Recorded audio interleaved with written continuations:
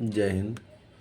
अलीगढ़ मुस्लिम university को लेके supreme court को एक फैसला आया है, उसके पक्ष में हम देखते हैं कि क्या क्या डिसीजन आया, इसका इतिहास क्या है।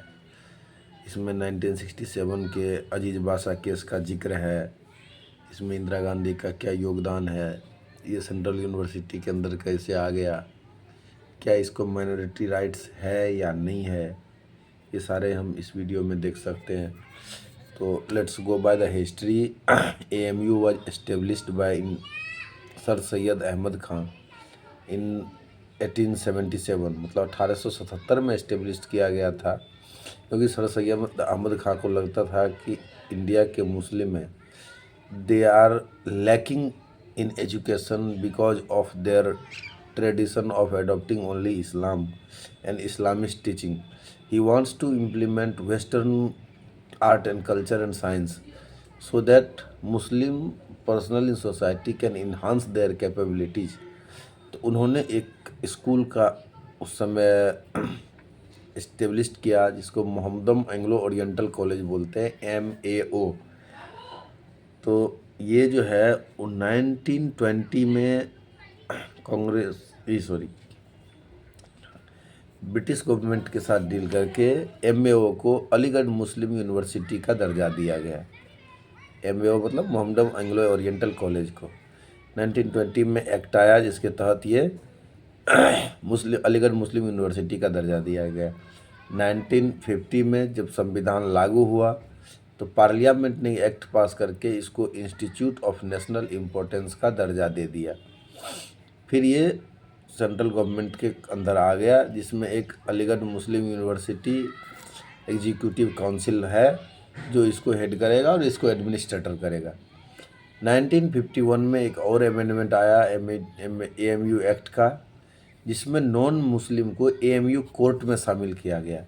एक कोर्ट बनाया जो AMU के एडमिनिस्ट्रेशन, टीचिंग एक्सेट्रा फंड वगैरह को देखेगा, देख रेख के लिए नॉन मुस्लिम को शामिल किया गया इसमें, to enhance its secular nature. 1965 में सेकेंड अमेंडमेंट आया,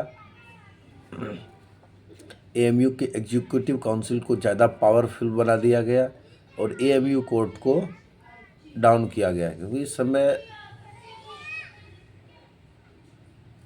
सरकार इसको कंट्रोल करने के मूड में आ गई थी।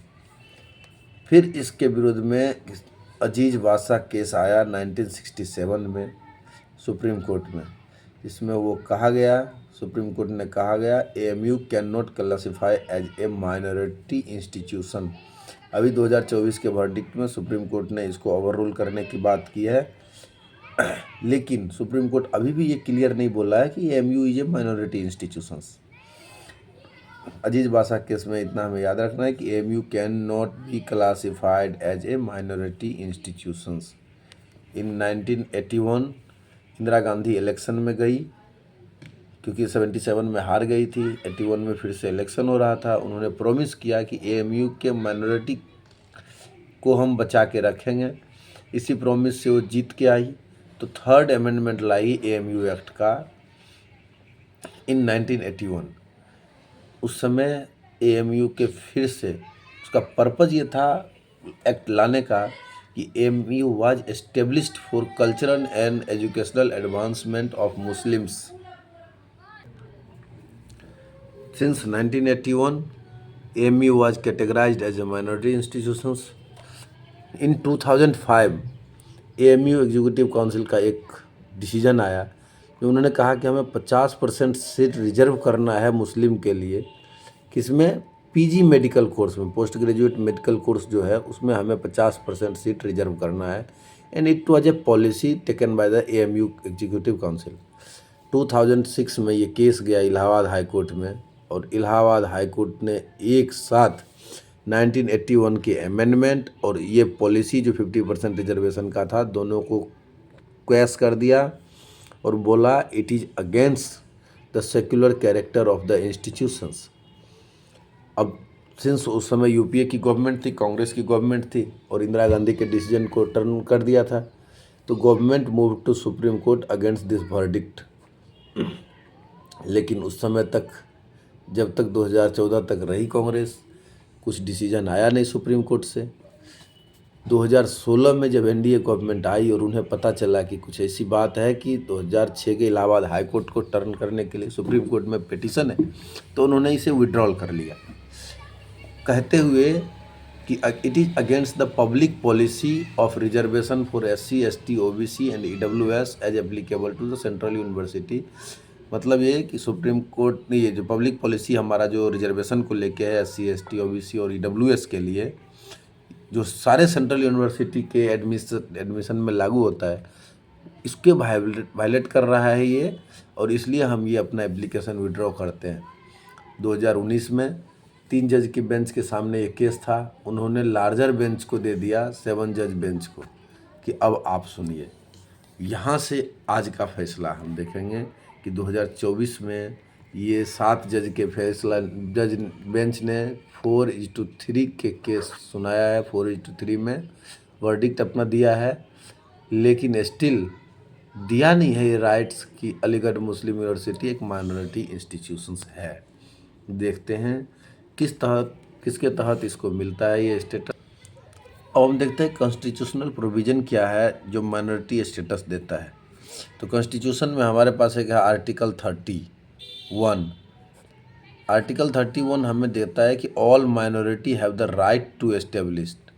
माइनॉरिटी जितने भी है उसको अपना स्कूल को इस्टेब्लिश करने में और एडमिनिस्ट्रेशन करने में चॉइस देता है, और उसको ये फंडामेंटल राइट्स है, क्योंकि हम जानते हैं कि 32 तक अपना फंडामेंटल राइट्स है which can not be taken away by the government और स्टेट।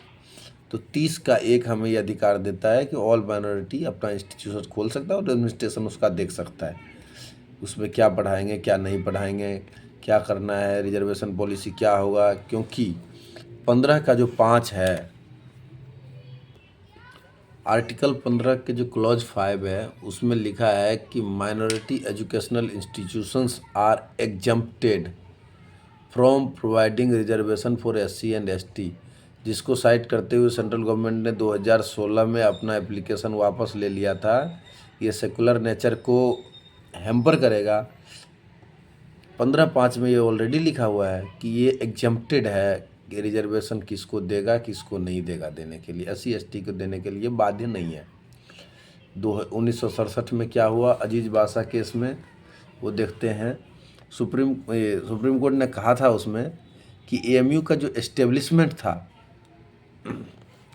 और जो इसका एडमिनिस्ट्रेशन था, ये कभी मुस्लिम माइनॉरिटी के द्वारा नहीं किया गया। Came into act of A central legislation, central government के लेजिस्लेशन से ये इफेक्ट में आया है। 1920 में जब भी बना, 1951 में आया, 1981 का अमेंडमेंट है, सारे सेंट्रल लेजिस्लेशन के थ्रू आया है। And did not therefore qualify for minority status under article 30। तो यहाँ से इसका माइनॉरिटी स्टेटस ख़त्म कर दिया था। सुप्रीम कोर्ट ने अभी भी माइनॉरिटी स्टेटस दिया नहीं है। हमने उसके बाद 1981 का अमेंडमेंट देखा जो गवर्नमेंट ने लाई थी, फिर 2006 में इलाहाबाद हाई कोर्ट का डिसीजन भी देखा कि उन्होंने ओवरटर्न कर दिया इस अमेंडमेंट को, और reservation policy in PG course for 50% reservation for Muslim. 2024 के वर्डिक्ट अब देखते हैं कि इसमें क्या आया था। 2024 में 7 जजों की बेंच होता है एक ग्रुप ऑफ जज, 1 2 3 4 5 6 करके 7 करके जितना भी हो, एक जज को सिंगल बेंच बोलते हैं, 2 को एक से अधिक हो तो बेंच बोलते हैं। तो ये 7 जजों का बेंच था। इन्होंने कुछ पॉइंट दिए वर्डिक्ट में कि minority does not lose minority education institution status if admitting students from non minority, मतलब नॉन माइनॉरिटी के भी लोग इसके साथ पढ़ने से इसके माइनॉरिटी स्टेटस को कोई खतरा नहीं है। उसके बाद secular education can be imparted at MEI without affecting इस माइनॉरिटी के कैरेक्टर, मतलब नॉन मुस्लिम पढ़ रहा हो तो भी, सेकुलर एजुकेशन दे रहा हो तो भी, इसके माइनॉरिटी स्टेटस को ये इम्पैक्ट नहीं करेगा। थर्ड पॉइंट इसका ये था कि अगर ये गवर्नमेंट एडेड हो तो किसी स्टूडेंट को फोर्स नहीं करेगा रिलीजियस इंस्ट्रक्शन देने के लिए। और फुल्ली मेंटेन्ड बाय स्टेट हो तो no religious education can be granted. हमें याद है हम जब बचपन में पढ़ते थे तो रामायण क्लास 6 में हुआ करता था, but later it was removed by the state government because it was a government funded institutions and religious instruction or religious teachings or religious education cannot be imparted by the state. However, these institutions still be considered minority institution. ये सब होने के बावजूद मतलब non मुस्लिम पढ़े तो non minority पढ़े तो सेकुलर एजुकेशन देते भी गवर्नमेंट एडेड हो तो भी फुल्ली मेंटेन्ड बाय स्टेट हो तो भी ये माइनॉरिटी इंस्टीट्यूशन के स्टेटस ले सकते हैं। But still court has not given minority education institution status to AMU। अब AMU के लोग खुश इसलिए हैं कि उनको लगता है कि ये फ्यूचर का रास्ता खोल रहा है कि हमें माइनॉरिटी स्टेटस फ्यूचर में मिल जाएगा। Thank you.